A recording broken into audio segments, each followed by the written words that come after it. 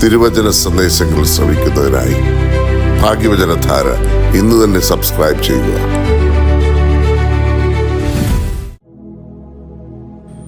ദൈവ തിരുനാമത്തിന് മഹത്വം ഉണ്ടായിരിക്കട്ടെ. ഭാഗ്യവചനധാര ശ്രവിക്കുന്ന എല്ലാവർക്കും കർത്താവായ യേശുക്രിസ്തുവിന്റെ ധന്യനാമത്തിൽ സ്നേഹവന്ദനം. പ്രിയമുള്ളവരെ, വിശ്വാസികളായ ദൈവമക്കൾ വിശുദ്ധ വേദപുസ്തകം എല്ലാ ദിവസവും വായിക്കണമെന്ന് നിയമമുണ്ട്. വെറുതെ വായിച്ചാൽ പോരാ, അതിലെഴുതിയിരിക്കുന്ന എല്ലാ കാര്യങ്ങളുടെയും അർത്ഥം മനസ്സിലാക്കി അതനുസരിച്ച് നീതിബോധത്തോടുകൂടി ജീവിക്കുന്നതിന് വേണ്ടിയാണ് വിശുദ്ധ വേദപുസ്തകം വായിക്കണമെന്ന് പറയുന്നത്. ഇന്നത്തെ പോലെ പഴയ കാലങ്ങളിൽ ന്യായപ്രമാണ ഗ്രന്ഥം സുലഭമായി ലഭിക്കാൻ സാധ്യതയില്ലാത്തതിനാൽ അതിൻ്റെ ഒരു പകർപ്പ് എഴുതിയെടുക്കണം എന്നും പറയുന്നുണ്ട്. ആവർത്തന പുസ്തകം 17-ാം അധ്യായം 18 മുതൽ 20 വരെ വാക്യങ്ങളിൽ, അവൻ തൻ്റെ ന്യായാസനത്തിൽ ഇരിക്കുമ്പോൾ ലേവ്യരായ പുരോഹിതന്മാരുടെ പക്കൽ നിന്ന് ഈ ന്യായപ്രമാണം വാങ്ങി അതിൻ്റെ ഒരു പകർപ്പ് ഒരു പുസ്തകത്തിൽ എഴുതിയെടുക്കണം. ഈ ന്യായപ്രമാണത്തിലെ സകല വചനങ്ങളും ചട്ടങ്ങളും അവൻ പ്രമാണിച്ച് നടന്ന് തൻ്റെ ദൈവമായ യഹോവയെ ഭയപ്പെടുവാൻ പഠിക്കേണ്ടതിന് അത് അവൻ്റെ കൈവശം ഇരിക്കുകയും വേണം. അവൻ്റെ ഹൃദയം സഹോദരന്മാർക്ക് മീതെ അഹങ്കരിച്ചുയരാതെയും അവൻ കൽപ്പന വിട്ട് ഇടത്തോട്ടോ വലത്തോട്ടോ തിരിയാതെയും ഇരിക്കേണ്ടതിനും അവനും അവൻ്റെ പുത്രന്മാരും ഇസ്രായേലിൻ്റെ ഇടയിൽ ദീർഘകാലം രാജ്യഭാരം ചെയ്യേണ്ടതിനുമായി അവൻ തൻ്റെ ആയുഷ്കാലമൊക്കെയും അത് വായിക്കുകയും വേണം. പ്രിയമുള്ളവരെ, വിശ്വാസികളായ ദൈവമക്കൾ അവരുടെ ആയുഷ്കാലം മുഴുവനും വിശുദ്ധ വേദപുസ്തകം വായിക്കണമെന്നും വിശ്വാസികൾ ചെയ്യേണ്ടതായ കാര്യങ്ങളും ചെയ്യാൻ പാടില്ലാത്ത കാര്യങ്ങളും ബൈബിളിൽ വ്യക്തമായി രേഖപ്പെടുത്തിയിരിക്കുന്നു. സദൃശവാക്യങ്ങൾ 4-ാം അധ്യായം 14-15 വാക്യങ്ങളിൽ ഇങ്ങനെ പറയുന്നു: ദുഷ്ടന്മാരുടെ പാതയിൽ നീ ചെല്ലരുത്, ദുർജനത്തിൻ്റെ വഴിയിൽ നടക്കുകയും അരുത്. അതിനോട് അകന്നു നിൽക്കുക, അതിൽ നടക്കരുത്, അത് വിട്ടുമാറി കടന്നു പോകാം.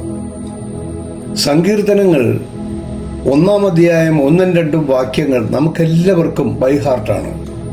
അവിടെ പറയുന്നു, ദുഷ്ടന്മാരുടെ ആലോചന പ്രകാരം നടക്കാതെയും പാപികളുടെ വഴിയിൽ നിൽക്കാതെയും പരിഹാസികളുടെ ഇരിപ്പിടത്തിൽ ഇരിക്കാതെയും യഹോവയുടെ ന്യായപ്രമാണത്തിൽ സന്തോഷിച്ച് അവൻ്റെ ന്യായപ്രമാണത്തെ രാപ്പകൽ ധ്യാനിക്കുന്നവൻ ഭാഗ്യവാൻ.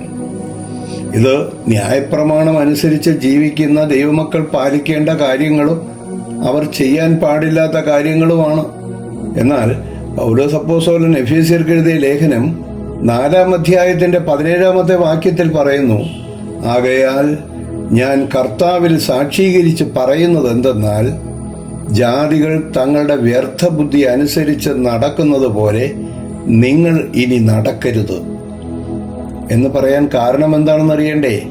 എഫേസ്യ ലേഖനം 4-ാം അധ്യായത്തിൻ്റെ 18-19 വാക്യങ്ങളിൽ പറയുന്നു, അവർ അന്ധബുദ്ധികളായി അജ്ഞാന നിമിത്തം ഹൃദയകാഠിന്യ നിമിത്തം തന്നെ ദൈവത്തിൻ്റെ ജീവനിൽ നിന്നകന്ന് മനം തഴമ്പിച്ചു പോയവരാകയാൽ അത്യാഗ്രഹത്തോടെ സകല അശുദ്ധിയും പ്രവർത്തിപ്പാൻ ദുഷ്കാമത്തിന് തങ്ങളെ തന്നെ ഏൽപ്പിച്ചിരിക്കുന്നു.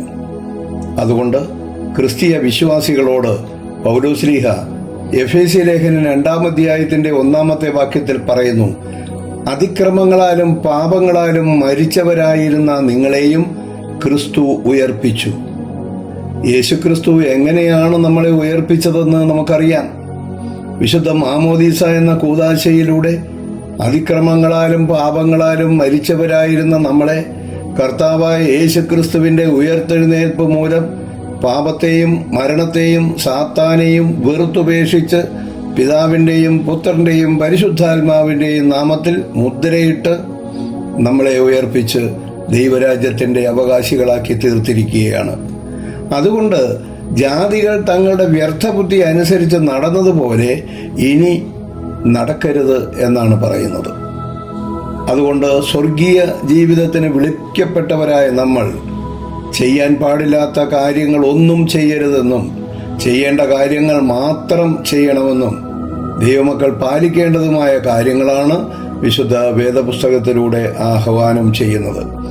ദൈവത്തെ ആരാധിക്കേണ്ടതിനെക്കുറിച്ചും ഭക്ഷിക്കേണ്ടതിനെക്കുറിച്ചും വസ്ത്രം ധരിക്കുന്നതിനെക്കുറിച്ചും അങ്ങനെ സത്യസന്ധമായി നീതിബോധത്തോടുകൂടി മറ്റുള്ളവർക്ക് നല്ല മാതൃകയായി ദൈവരാജ്യത്തിന് അവകാശികളായി ജീവിക്കുന്നതിനുള്ള മാർഗങ്ങൾ ബൈബിളിൻ്റെ പല ഭാഗങ്ങളിൽ നിന്നും നമുക്ക് വായിക്കുവാൻ സാധിക്കും. അങ്ങനെ എന്നും വിശുദ്ധ വേദപുസ്തകം വായിച്ച് അതനുസരിച്ച് ദൈവരാജ്യത്തിന് അവകാശികളായി ജീവിക്കുവാൻ ദൈവം നമ്മളെ അനുഗ്രഹിക്കട്ടെ എന്ന് പ്രാർത്ഥിക്കുന്നു. നമസ്കാരം.